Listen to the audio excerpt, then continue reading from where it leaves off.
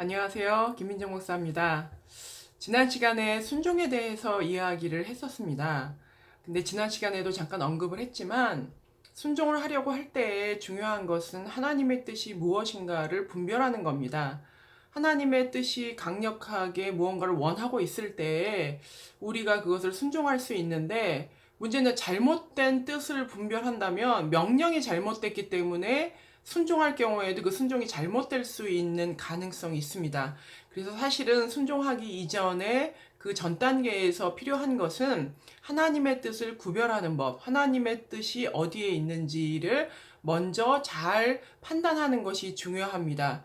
그래서 일반적인 이야기일 수 있습니다만, 저 같은 경우 개인적으로 이것이 하나님의 뜻인지 하나님의 명령인지 아닌지를 어떻게 구별하는지에 대해서 말씀을 드리려고 합니다. 그 첫 번째는 언제나 모든 것의 기준이 되겠지만, 성경적이어야 한다는 겁니다. 내가 하나님께로부터 받은 이 메시지가, 이 마음의 부담감이 혹은 응답이라고 하는 것이 과연 성경적이냐, 그 성경적이라고 하는 그 기준은 우리가 이제 원리적으로 나오는 그 성경을 읽었을 때 나오는 하나님의 기본적인 성품에 맞아야 합니다. 예를 들면 이렇습니다.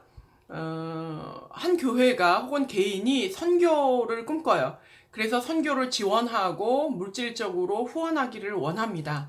근데 그럴 때에 선교라고 하는 거룩한 목표가 굉장히 성경적이죠. 하나님께서 원하시는 것이고, 100이면 100 누구한테 물어봐도 그것은 분명한 뜻입니다. 하지만 그 과정이나 방법이 성경적이지 않을 수 있습니다.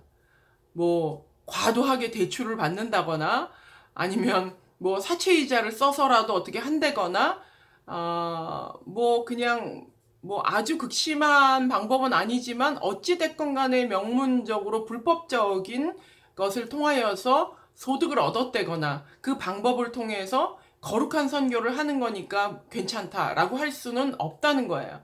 하나님의 뜻이라면 그 목적도 거룩해야 하지만 그 과정도 거룩해야 한다는 겁니다.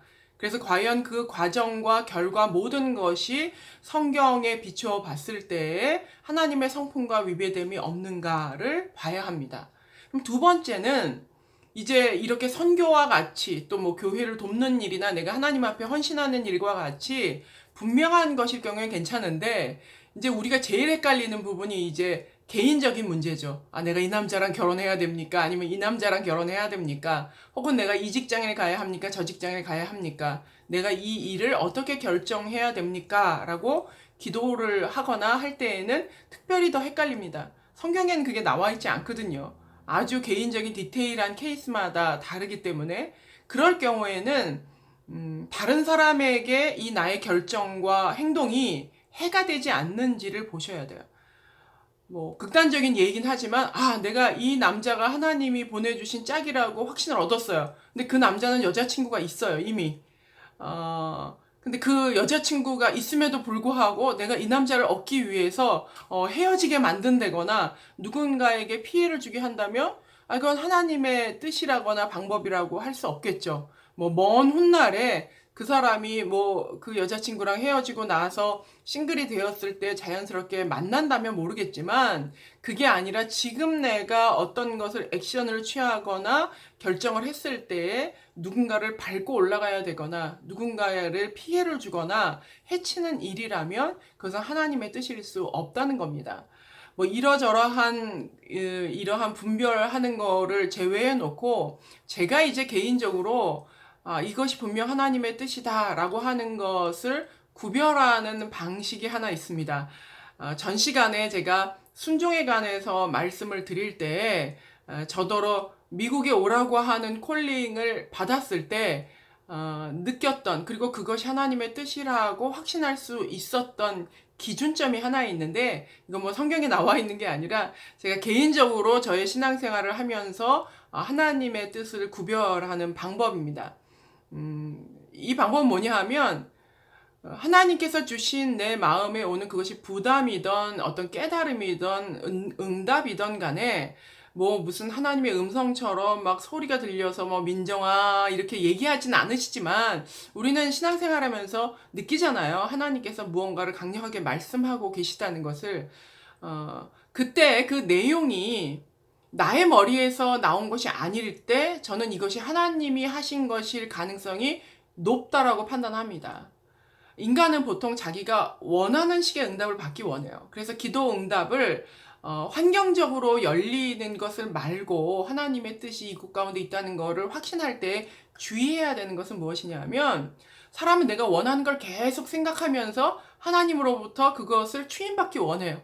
그래서 하나님도 그것을 동의하신다라고 서로 상상하고 추측해서 이것이 하나님의 뜻일 거야, 내 마음에 이렇게 느껴졌어 라고 생각하기가 굉장히 쉽습니다. 그래서 때로는 마귀의 유혹에 많이 빠지기도 하죠. 그래서 저는 오히려 그 반대를 활용을 합니다. 내 머리 어디에서도 이런 발상을 생각해 본 적이 없어요. 그럴 경우에는 그것이 하나님의 뜻일 가능성이 훨씬 더 많다는 거예요. 왜냐하면 내가 추측해서 자기적으로 만들 가능성이 1도 없기 때문에. 또 하나의 분별은 뭐냐 하면, 내가 원하지 않는 방식인데, 내가 원하지 않는 건데 하나님이 나에게 그런 부담감을 주셨을 때 오히려 이것이 나로부터 나온, 나의 상상력으로 나온 것이 아니라 하나님으로부터 온 것이라고 더 확신할 수 있습니다. 저 같은 경우에는 인생에 이런 기점이 한 4-5번 정도 있었던 것 같아요. 미국으로 정말 모든 가산을 다 정리해서 다시 돌아오지 않을 것처럼 미국으로 모험을 떠났던 그 순간도 그랬고, 또 뭐 종종 있었던 저의 굉장히 내 인생에 안락함을 뺏어갈 수 있는 결단이었지만 그것이 하나님의 명령이라고 확신했던 순간들이 있는데, 그 순간들의 대부분의 결정을 할 수 있었던, 이것이 하나님의 뜻이 명확하다라고 판단할 수 있었던 제 개인적인 그 기준점은 바로 그것이었습니다.